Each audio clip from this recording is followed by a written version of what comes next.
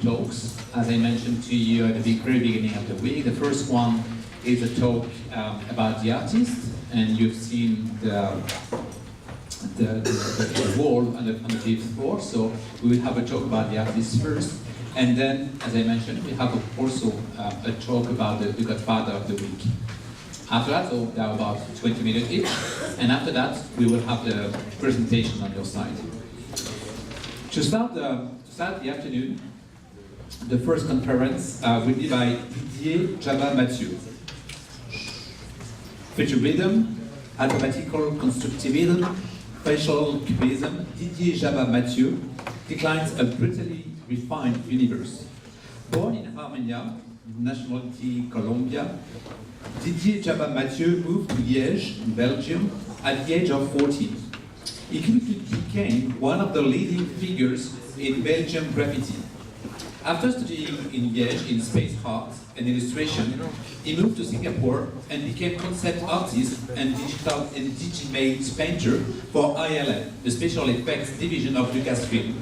He is credited in productions such as Transformers, Star Trek, Iron Man, or Indiana Jones.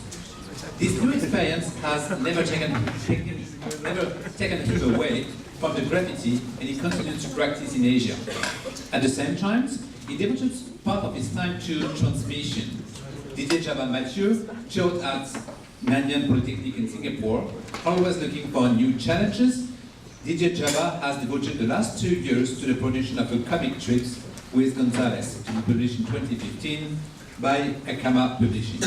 As an itinerant graffiti artist, Jaba's work travel along with his urban travels and are regularly exhibited in various European cities. Before welcoming on stage, I just want to see you two very short video.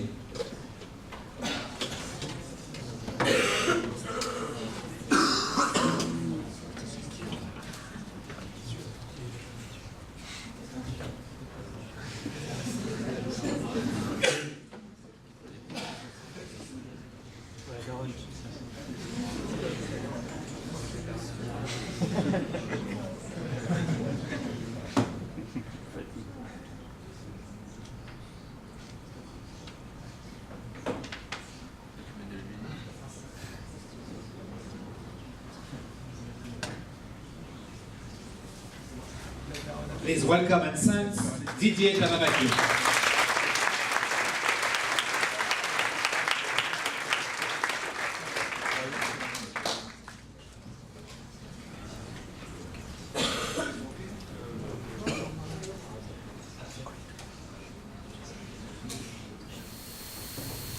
Yes, no. For the camera. This one works. Okay. So hello everyone. So I'm just gonna talk about a bit about myself and how I end up here, how I end up in Singapore, and how I get interested into graffiti. And also I want to give you a little insight about the history of graffiti, because it's my passion, is what I do. So I started painting at the age of 16 in Belgium, after moving from Colombia.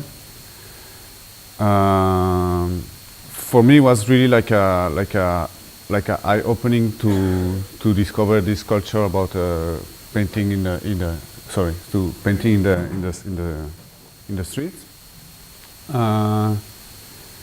I haven't really prepared this talk, so I'm gonna do the best I can. So bear with me. I believe you're all here in a business school, so you are like either like very gifted or pretty wealthy, but it is the reality of today. So, and I think what I can bring to you is the chance I have to grow up in this movement that allow me to get in contact with a lot of different culture, a lot of different people from different places in the world, even before internet was something that like granted, I guess. So we were like in a movement that was already connected between all the different continents in a very underground manner by painting on trains and doing interrails around Europe. And that was my main motivation at a very young age. And today graffiti is like has a very negative connotation still to this day, and now people have more tendency to talk about street art, and that's the way is accepted now by the media. And for instance, what I did here upstairs is not called graffiti. It's using the same technique, but it's definitely more something that it fits into the street art like a kind of movement. Graffiti started in Philadelphia, actually. People think it's in New York, but it actually started in Philadelphia in the late 60s. And it was mostly like kids from the very poor neighborhoods that wanted to exist, actually. That's the whole point about painting, is just it's a very egocentric kind of movement, mentality, and it's about getting fame or getting recognized by people who also do graffiti. So the main concern when you start painting is about just to please the people around you. Eventually the graffiti spread out and exploded in New York in the 70s and early 80s. And from the early 80s it went to Europe and then for other continents, and now it's a worldwide movement, and I believe is still not recognized or accepted in the art world, but is definitely is the biggest art movement that ever existed in the art history. Simply because of the number of people practicing, and it's mostly like kids that have not really like a relation with art or whatsoever. So it's really a very rough movement, but very alive and for me, very interesting. At a certain age, I started to make money out of graffiti, but I have like a difficulties, like how can I say this? I feel guilty about making money out of graffiti and at the same time painting trains and subways, and I feel like, oh, this is strange. In one hand I'm making money out of it, and on the other hand I'm like destroying the so-called system or whatever. But and so I decided, okay, then I'm not gonna make money out of graffiti, then I'm gonna learn a job, and I decided to learn 3D, like 3D soft. That was in the late 90s, early 2000s. And so to make a living, basically.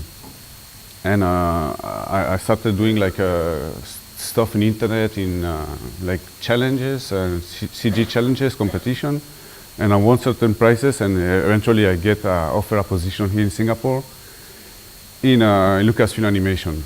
That was my first job in my life. I never worked before that, and I have zero experience. But somehow the recruiters, they knew by looking at my work that I was able to do the job. I didn't know actually I was able to do the job. And what they appealed to them was different from my work was different from all the other artists who like come from traditional like school of animation, etc. Is my background of graffiti. It makes me already like different. So they. By being different, I was like noticed, and then they gave me the job. I was pretty good at it, and I enjoyed so much, and I learned a lot of. They just sharpened my eye because the exigence, the requirement to do like visual effects are super high, and it's very difficult. But it was for me a learning process, which was fair. To work many hours. I think when you are young, it's fair to work like crazy, and I'm sure you know that, because you still have the energy, but at some point when you feel that you're not getting exchange, so it's okay, I think, to work a lot if you're learning. But once you reach a level, you know that, okay, now I have enough knowledge, I can do things by myself. And if you feel that people for me it was the case at Lucasfilm, I feel like because I was good, they were giving me like difficult things, and they want me to do things faster. So at some point I wasn't learning anymore, and they were like using me. So I was like, okay, I'm done with this, and then I went to teach. And teaching was fantastic because when you work in a big companies, you have a lot of politics. You get confronted with a lot of egos, a lot of people who think about their career. I'm sure a lot of you can sense that thing already at this stage. The ambition. The ambition is something really interesting because in Europe, in countries like France and Belgium, for instance, I can talk about them because I have a bit knowledge. Ambition is a word that is seen like something negative. Almost, it's like something like it's not good to be ambitious. It's like this guy is ambitious, so it's bad. In the US or in Asia, it's totally different. Ambition is something who wants more. It's something you're not ashamed of. So I think ambition is a good thing when you have like good ideas and good meanings, goodwill, and never take granted that if you have an idea, because this is Imagination Week. Ideas is about imagination. When you have an idea, you can be sure that as crazy as your idea is, you're not the only one with that idea. There's many people at the same time in other parts of the country or the world that have the exact same idea. It's more about who's going to push and develop the idea the first and who's going to go further. So now I'm going to... This is what I do. I sorry, I go from here to here to here, but I just want to share whatever I got. This is what I do. This is asked for in a very abandoned place in Belgium. It's called Serein. It's a very abandoned city, and I painted this a commission job. This is something I did for a street art festival in Grenoble, and so I try to share my thinking process. Like for instance, here I have this very old wall. It's I think maybe more than 100 years old wall, and a very particular structure, triangular. So I try to fit a pyramidal shape of a comic book. Some stills from the comic book.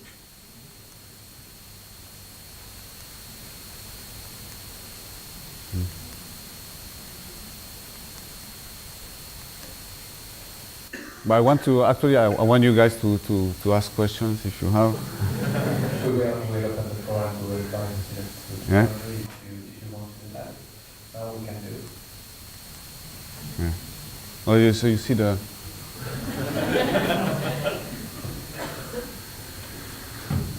Yeah. I feel tired just to look at it. So I try to remember the hours I spent doing this. Same thing here. So when I released my comic book and then I went myself to put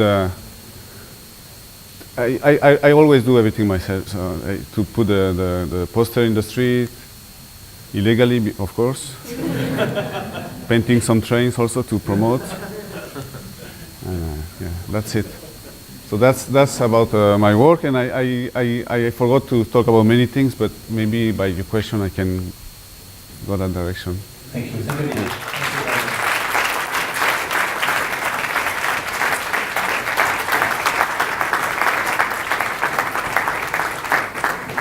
I'd like to invite the students to prepare some questions to come on stage.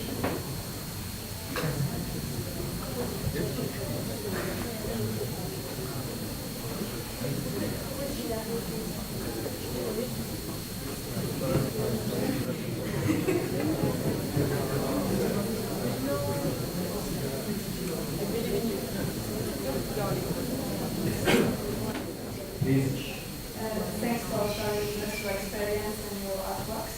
I would like to know what are your sources of inspiration? What is my source of inspiration? Actually everything, and I think it's about for me the main inspiration in general. What I flash, oh my God, is nature, and I love also a lot ancient art. So I really, when I travel, when I go to Cambodia or Indonesia or Peru or Jordan, I want to see the old site. I want to feel what the humans were doing before us. So, and now currently I'm digging a lot into Sumerian art and Sumerian civilization in general, and Sumerian reading. So imagination doesn't come out of nowhere. You have to feed your brain. You have to always look at it and listen to people also. And I think by traveling is when you get to meet people and get different insights, and that, I think, what makes you grow as an artist. Yeah. First of all, thank you so much for your art upstairs. Thank you. I'm pretty sure it was on everyone's Insta story. Okay, so I have two questions for you. The first one is, how do you notice the influence of different cultures on your work? How did it manifest through your work?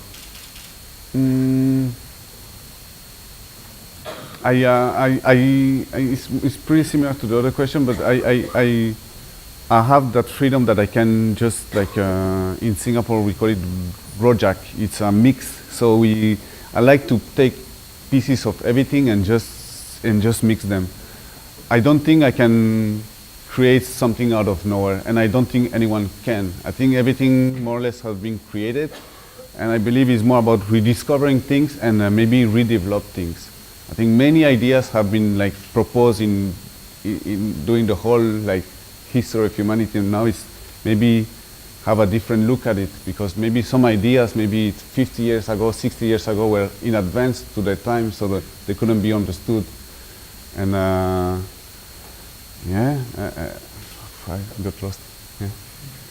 My second question is, how do you choose the colors to put in your work? Excuse me? How do you choose the colors to put in your work?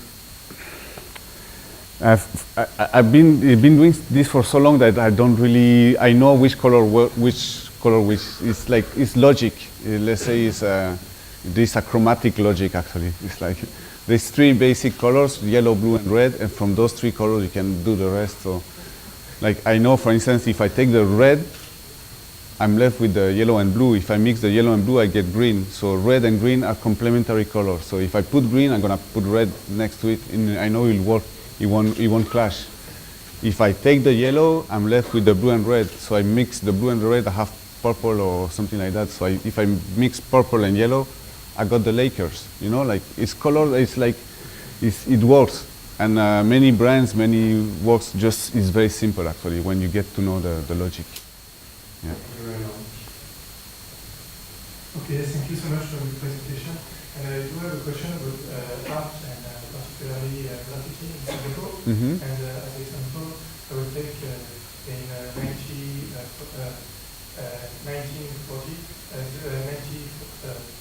94. 94 with the American who have been finished for this work. Yes. Does the government evolve on this one? I think the American soldier that was just scratching cars and doing vandalism, and we don't do that. We do it, like, in more stylish way. Like more recently, like 3 or 4 years ago, there was I believe a Swiss banker, actually, that went to paint a subway in Singapore, got caught, ended up in jail, ended up caned, and ended up being kicked out of the country. So Singapore have very harsh laws about that. And for instance, in my case, I still love to paint trains. I still love to do graffiti, illegal graffiti, because the key thing about graffiti is when you're painting illegally, you have something that is a luxury today in this world, which is a sense of freedom. So when you're painting illegally, you don't care about anything. You're really in your world, and that feeling of freedom is priceless, literally. Knowing that in Singapore, I will never do that, because I don't want to be kicked out of the country. I don't want to be caned. So I just, like, okay, I respect the rules. I don't go crazy, and even if I'm drunk, I try to contain myself. So it's not possible to have this kind of freedom in Singapore? No. I mean, yes, of course you can, but you can, but it's really up to you. It's like you're not supposed to do that either in France, in Belgium, in the USA. It's illegal. It's still considered illegal. It's just the consequences are more harsh here because the system is that way. But if you really want to do illegal, for me, I will encourage that without any problem. But yeah, but it's also very cultural. It's like. If you notice in Asia, people have like a much better understanding of basic respect that in South America or in Europe, when people are like get like triggered for stupid things, here people know how to behave. I feel they're more civilized than the many Western countries, I think. Yeah. We've seen your previous images of your work, and there have been many images of futuristic cities. Mm-hmm. Some are really pessimistic, others really optimistic. Yeah. And I was thinking, since you're a graffiti artist and painting on walls in the futuristic cities, are you trying to send a message to people in urban areas, keeping in mind our topic of living together in the city? Okay, so yes, I really have a lot of. I really think what I paint when I paint cities is mostly positive. I really believe there's way to find a balance between nature and cities, and I think some cities in the world have already made huge steps into that direction. I believe Singapore is one of them, actually. Singapore is like this today because let's say the founding fathers have a vision of a city with trees, and so they put emphasis on that. And when you go, it's very hard to find a street without tree in Singapore. It's very, very hard. I defy you to find one. Actually, it's very hard. And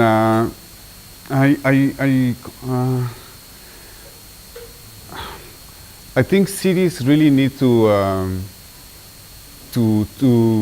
get to sustain themselves. Actually, I think people need to grow again food in the city. I think the concept of city actually was born in Mesopotamia, when the people could stay in one place, could cultivate, and could grow the food and then store the food and everything. So it was the food that brings people together in order to create a city. Now I think the city need to manage to find solutions to feed themselves, because there's so much waste just by traveling commodities, traveling things, and I think cities in the future need again to be inspired by nature. It's something called biomimicry, and it's something that is reflected in many aspects, like in architecture, in design, we have to learn to look at nature, how it works, because it's been doing the work for like millions of years, and we just need to look at things in order to develop our cities.